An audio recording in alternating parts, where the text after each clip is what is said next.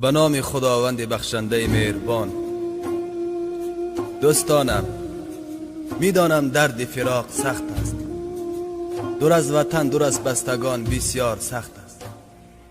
یکی از فراق زن و فرزندان، یکی از فراق پدر و مادر و یار و دوستان رنج میکشد.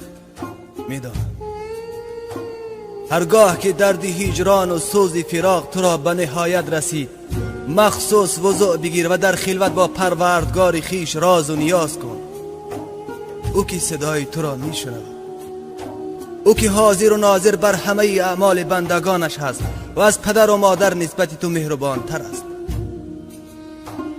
چه بسا نفرانی بودند که دور از وطن چه امید و آرزوهای زیادی داشتند، اما جسدهای بی جانشان به نزد یار و دوستانشان آورده شد.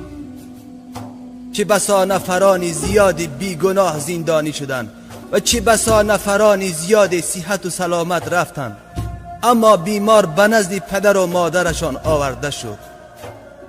دوستانم، پناه از این همه ناخوشی ها به سوی خداوندی خیش کنیم. وای بر روز کسانی که روی نیاز به سوی دیگری دارند. چه بسا نفرانی اند که از یاد خدا غافل شدند، خداوند را فراموش کردند، دست به شراب و دزدی و زنا زدند و با اعمال زشت و ناپسند خیش شیطان را از خودشان خوشحال کردند. پناه از آن روزی که بازیچه دست شیطان شد. از جمله کسانی نباشیم که خدا را فراموش کرده باشیم، کسانی که خدا را فراموش کردند و خداوند نیز آنان را به فراموشی خواهد گرفت. خدایا، پناه از آن روزی که تو را فراموش کنیم و تو هم ما را به فراموشی بگیری.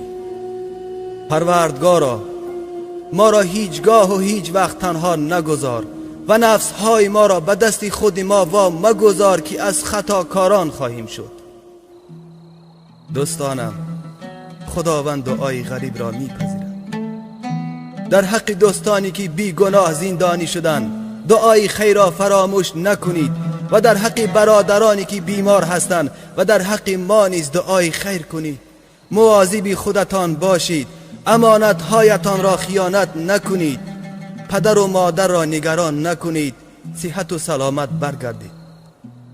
شما را به خدای خیش می سپارم. خداوند همه ما و شما را